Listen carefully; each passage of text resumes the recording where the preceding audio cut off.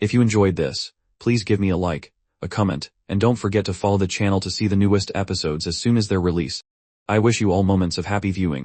Continuing from the previous episode, after being injected with the gifted bloodline, the 10 beggars who were once scrawny and weak have now been completely transformed. Every single one of them is now bursting with muscle, lifting weights of 100 caddies with faces as calm as if they were holding a bowl of cold rice. They can shoot a bow with 100% accuracy and ride horses as fast as the wind. For them, all of this is now as easy as weaving a broken basket. The crowd of onlookers could only stand there with their jaws dropped. What kind of beggars are these, as strong as buffaloes? Not only that, but Lan Dian's literary and poetic talents also reached new heights. With that, Lan Dian's problem was solved. A 70% certainty was already very good. Besides, the monarch had said that as long as they passed, it was enough. Being in the top 3 wasn't mandatory. With Lan Dian's essays and poems, his name appearing on the Golden Bean honors list was as certain as driving an iron stake into the ground. So how would the other 10 talents of the Lan family fare in the upcoming military examination? Hu-Tu-One was the same as ever, frantically training his disciples until they were drenched in sweat, his voice hoarse from shouting. Hu-Tu-One said, "Young master, you must quickly take Lan Dian back to the capital to participate in the examination. We will depart in 4 days. In 3 days, I will turn these boys into refined warriors." Shenlang narrowed his eyes and asked, "Is their level still not sufficient?" Hu-Tu-One scoffed, "Young master, what kind of sufficient are you talking about?" Shenlang replied nonchalantly, "For their names to be carved on the Golden Bean, becoming military provincial graduates." Hearing this, Hu-Tu-One's eyes widened in anger. "Is that all?" he exclaimed. "No, I don't just want them to become military graduates. I want them to crush everyone, overwhelm the world, and stun all 4 corners of the realm. If they were born with a gifted bloodline only to struggle for the mere title of a graduate, they might as well jump into a river and commit suicide. To live on would be a waste of our master's food." Without delay, Hu-Tu-One continued to torture them. Recalling Hu-Tu-One's words, Shenlang thought to himself, "You people are true geniuses to dare speak so arrogantly. You can't be provoked. Provoking you is certain death." The next day, Shenlang took Lan Dian back to the capital for the examination. Shenlang sneered with confidence in his heart, "Monarch, Crown Prince, the 3rd Prince, and all you dogs in the capital, just you wait. I will show you a miracle that will make the world gasp. Remember our bet, if all 10 people I bring make it onto the Golden Bean, you will each have to eat a pound of feces. I have the pit prepared. If you don't eat it, I will pour it directly into your mouths." Meanwhile, just before Shenlang arrived in the capital, Jang Chong had already entered the city. The common people weren't very stirred, but the rest of society was shaken as if by an earthquake. Unlike Shenlang's quiet entry into the capital, Jang Chong's arrival was a grand and splendid affair that made the entire capital look up. Crown Prince Ning Ye personally went to the Vermilion Bird Gate to welcome him, pouring a cup of wine and handing it to him. "This cup is to wash the dust from your journey, Lord Jang." Someone else would surely have shed a few tears and poured the wine on the ground to mourn their fallen brothers. But Jang Chong was different. He didn't put on a show, simply kneeling to receive it. The Crown Prince smiled faintly at him. "Lord Jang, you have indeed worked hard." Jang Chong bowed in return. "I dare not claim so." "Thank you, Your Highness." The Crown Prince said, "Lord Jang, come with me to the palace. His Majesty has been waiting for you for a long time." The Crown Prince walked ahead, and Jang Chong followed silently, passing through the Vermilion Bird Gate together. Along the Vermilion Bird Avenue, Ning Yi invited him into his own carriage, but Jang Chong maintained proper etiquette, politely declining before returning to his simple horse-drawn carriage behind. This was the first time Jang Chong had traveled down the center of the Vermilion Bird Avenue. It was a stark contrast to Shenlang, who defied all conventions and arrogantly strode down the middle of the Grand Avenue every time he entered the capital, ignoring the rule that only those of the rank of Count or higher were permitted to do so. Jang Chong, however, was cautious, only daring to set foot on this main road when he had a decree from the monarch. After entering the palace, he was taken to bathe and change his clothes, then led to the study to wait. It was a full hour later that the monarch, Ning Yuangxian, finally walked in. The monarch said nothing, but his expression said it all. He was furious but didn't know what to do, grinding his teeth as he thought, tomorrow is the imperial examination, yet those insane censors are relentlessly accusing Shenlang, even implying that the monarch is bewitched. In 100 years, there had never been such insolent behavior. They loudly condemned Shenlang's students for treating the sages like trash and the imperial examinations like a joke. They stormed in, demanding to revoke the examination qualifications of the 11 people under him, and even wanted to drag Shenlang to the Supreme Court for imprisonment. Previously, they had only demanded that Shenlang kneel before the holy temple to confess his sins. Now they wanted real punishment. Seeing the monarch's silence, they clearly took it as an opportunity to push further, acting righteous while being bullies. Some even wanted the monarch to issue a public apology. Ing Yuanxian naturally wanted to punish these censors, but the imperial examination was imminent, and he couldn't afford more chaos. Moreover, relations with the Chu kingdom were as tense as a drawn bowstring. In the monarch's heart, waves of anger flared up, difficult to suppress. He looked at Jang Chong and his voice softened. "You've arrived. It must have been very hard on you." Jang Chong bowed respectfully. "I dare not." The monarch asked, "What is the current situation in Bei County?" Jang Chong answered concisely, "It is very good, thanks to your majesty." The statement slightly surprised Ming Yuanxian. Jang Chong was an extremely cautious person. If he dared to claim it was very good, then the situation must truly be stable. And indeed, Bei County was like a new place. Shenlang played the role of the devil, while Jang Chong played the saint. One hard, one soft, they coordinated perfectly, eradicating the bandits while also controlling the epidemic. The death rate dropped to its lowest point, and the epidemic was completely contained.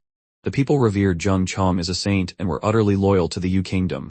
The ruffians, bandits, and wandering warriors had all been cut down by Shenlang. It had reached the point where Bei County was as safe as paradise, people could sleep without closing their doors, and no one would pick up things dropped on the street. Jang Chong bowed and said, "Among all the merits, the greatest still belongs to young Master Shenlang. Without him, Bei County could not be as clean as it is today." Hearing this, Ning Yuanxian let out a sarcastic laugh. Yes, he only needed one stroke of the knife to sweep away all the filth. It would be strange if it wasn't clean. He lifted his teacup, his gaze darkening.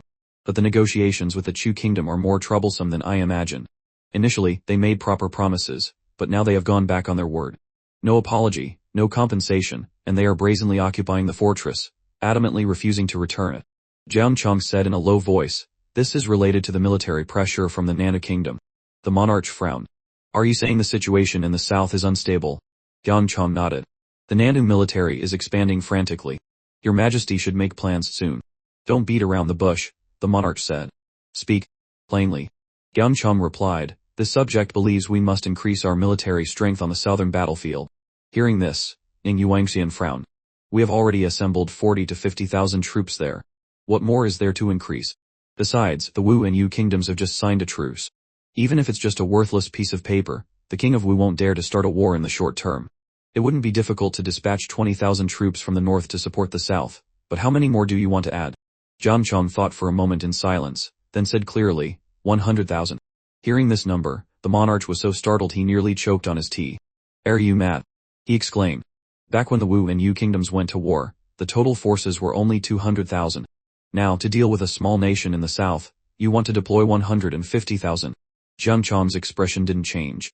"In the south, it's not just the Nana rebels, but also the Semin tribe. Once we mobilize, we must crush them in a single battle and eradicate them completely. 150,000 troops might not even be enough." The room fell silent. The monarch frowned, cursing inwardly, "This game is too big. I really can't afford to play." He knew full well that the national treasury was like a shattered pot, all the money was borrowed from the hidden Yuan society. To save the situation last time, he had borrowed over 2 million gold coins. If he listened to Jang Chong and increased the army to 150,000, heaven only knew where the money would come from. But the monarch didn't dare to say this out loud. Everyone knew the hidden Yuan society was colluding with the Wu kingdom to annex the Lishu archipelago, yet the monarch had to feign ignorance. The monarch immediately dismissed the issue and changed the subject. "You have done very well in Tangsy province. Although you were only the defender of Bei County, after Lian Yongnian's death, you concurrently took on the role of governor, essentially performing the duties of the central governor. The crown prince has recommended you to officially become the central governor of Tangsy province. What are your thoughts?" This position was practically destined for him. No one in the entire court was more suitable than Jang Chong. That was why, upon his return to the capital, although the common folk were not abuzz, the official circles were shaken to their core. Everyone understood that this was not just a new talent being promoted, but a sign of things to come. It signaled that Jang Chong was about to rise meteorically, and no one could stop him. In truth, the first person to defeat the rebel leader Sun Nan was Shenlang. But life is truly unfair, his contributions were cast aside like garbage on the roadside, with no one bothering to acknowledge them. Everyone knew Shenlang was talented but also a troublemaker who lacked patience. Thus, the primary credit naturally fell into Jang Chong's hands. Now, the crown prince and the Jiu family were jointly pushing Jang Chong up, like planting a flag on the city's highest tower. Although the central governor of Tangsy province was inferior to the grand governors of Tianbei and Tianan, it was still one of the 4 pillars of the Yu kingdom's border. In just a few more years, upon returning to the capital, he would step into the grand secretariat. The path to becoming prime minister was wide open. People were already beginning to map out his future. Xu Rom is the first prime minister, and Jang Chong is number 3, at the very least. Fate is truly a farce. Just a few months ago, he was sitting in the Supreme Court prison, awaiting death from appendicitis. Now he had transformed into a dragon, not just surviving but soaring to the heavens. It would be strange if people weren't emotional about it. Even though he hadn't had a chance to return home, Jang Chong's mansion was already packed with guests. Over 100 officials jostled to pay their respects, and the congratulatory gifts were piled up like mountains. Hearing the monarch mention the appointment, Jang Chong immediately knelt down. In a solemn voice, he said, "The position of central governor of Tangxi province is too important. This subject fears he is not capable of shouldering the responsibility. Furthermore, I do not wish to be an enemy of young Master Shenlang." The monarch let out a cold laugh. "Jang Chong, do you want to speak such meaningless pleasantries with me as well?" Jang Chong immediately gave a concise reply, "If your majesty commands it, this subject will naturally obey. But if it is not your majesty's will, I absolutely will not." The answer stunned the monarch. In his eyes, Jang Chong was the model of an enviable, pragmatic, merit-seeking official. He was facing the opportunity of a lifetime, so how could he refuse? The province was a major border region. Once he took the post, he would practically be on the same level as the 3 grand governors. And yet he dared to say no. The monarch frowned and asked directly, "Why?" Jang Chong was calm. "This subject does not wish to become young Master Shen's enemy." This made the monarch recoil. He never expected this to be the reason. If Jang Chong accepted the position, it would be no different from becoming the crown prince's confidant. Moreover, the position of central governor was meant to be held by someone from the crown prince's faction, because in the north of Tangxi province, the grand governor was Zhang Yao, a man of the third prince. To maintain balance, the crown prince needed someone he could trust. The monarch waved his hand dismissively. "Shenlang is just a troublemaker who helped Meng Zheng seize the throne without gaining any benefit for himself. You want to avoid becoming his enemy. I'm afraid he is not yet qualified to be your enemy." Hearing this, Jang Chong simply bowed his head and said nothing more. In the silence, the court's undercurrents grew deeper. The monarch smiled coldly. "There is only one hole for one radish. If you refuse to accept the post of central governor of Tangxi province, don't expect there to be an equivalent position for you." "Yes," Jang Chong replied calmly, offering no defense. The monarch waved his hand. "Leave, then. Go home. Your guests must be as numerous as a festival crowd, waiting for you. But this time they will be disappointed." The words sounded like a joke, but the hidden meaning was as sharp as a knife, alluding to the crowd of officials packed into Jang Chong's residence. Jang Chong bowed his head. "This subject asks for leave to withdraw." At that moment, the monarch thought to himself. Since Jang Chong refused, who should be given the position of central governor of Tangxi province? The monarch thought. It must be someone from the crown prince's faction. Zheng Zixu, the chief scribe of the grand governor's mansion in the northern province. His qualifications are not bad, and he was even the top scholar in a previous examination. Meanwhile, as soon as Jang Chong left the palace and sat in his horse-drawn carriage, he could only sigh softly in his heart. There is a certain fate between people. If it's meant to be, it will be, but it cannot be forced. Despite his many great merits, the monarch only valued them on paper, with not a shred of personal affection. But Jang Chong wasn't bothered by this. In fact, he preferred to maintain a certain distance. For him, work was work, and life was life. Unlike Shenlang, who was always acting familiar with the monarch, Jang Chong simply couldn't learn to do that. Suddenly, the old servant driving the carriage asked, "Master, shall we return to the mansion now?" Jang Chong thought for a moment, an image appearing in his mind of his home, currently packed with jostling guests, gifts piled high as a mountain. Then he remembered a few months ago, when he was lying on his deathbed with appendicitis, the front of his mansion was so deserted that even birds couldn't be bothered to land, let alone any guests. That scene was a true slap in the face of human nature. Thinking back on it only brought a bitter taste. He shook his head slightly. "No, don't go back. Go to Nang Zheng's residence." The old servant was startled. "Master, won't that displease the crown prince?" Jang Chong replied faintly, "Once a decision is made, there's no need to fear hurting someone's feelings." The old servant said, "But young Master Shenlang has not yet returned." Jang Chong gave a slight smile. "Then I will wait for him at his home. I hear he has many good books. It would be good to borrow some to read." And so the carriage changed direction and headed straight for Nang Zheng's residence. It was a simple decision, but in the eyes of the court officials, it stirred up fierce undercurrents. From a distance, Jang Chong could see a sea of people crowded in front of Nang Zheng's residence. He frowned. "Why is it so crowded? What's going on?" The old servant replied, "Young Master Shen invited a group of beggars to become officials and is even letting them participate in the imperial examination. As a result, the scholars and martial artists are up in arms. Every day, people come to accuse him, and every day, crowds surround the mansion, shouting for him to kneel and repent. They even demand that the 10 beggars be thrown into prison. Hearing this, Jang Chong said, "We'll use the back entrance." However, the back entrance was not peaceful either. The moment they saw Jang Chong step down, the crowd roared as if they had seen their savior. "My lord, Jang Chong, you are an important minister of the court. Have you also come to reprimand Shenlang? You are a man of great reputation. You must demand justice for the sages. Shenlang's crimes are monstrous. How can heaven tolerate them?" Jang Chong glanced at them, a cold sneer in his heart. This world is truly forgetful. Have these people forgotten how many rebels Shenlang killed in Tangxi? Are they all pretending to be blind? But Jang Chong said nothing. His face remained as cold as ice as he silently walked forward and knocked on the door. "I have come to pay my respects to His Highness Ning Zhen and young Master Shenlang. Please open the door." A female warrior opened the door and was slightly taken aback to see Jang Chong. "Lord Jai." Jang Chong nodded. "I wish to pay my respects to His Highness Ning Zhen and young Master Shen." The female warrior replied, "His Highness and the young master have not yet returned. Would you like to wait inside the mansion?" "I would." With that, she invited him in. Inside the mansion, everyone respected Jang Chong, their former comrade from Bay County. But outside, the crowd was still buzzing like a broken beehive, some even wanting to take the opportunity to charge in. A female warrior immediately rushed out, holding 2 walnuts in her hand. She shouted in a cold voice, "Whoever dares to force their way in, I will crush his balls just like this." Crack! The walnut shattered in her hand. The scholars' faces turned pale, and they instinctively covered their lower bodies, not daring to make another sound. Just then, Shenlang returned to the capital.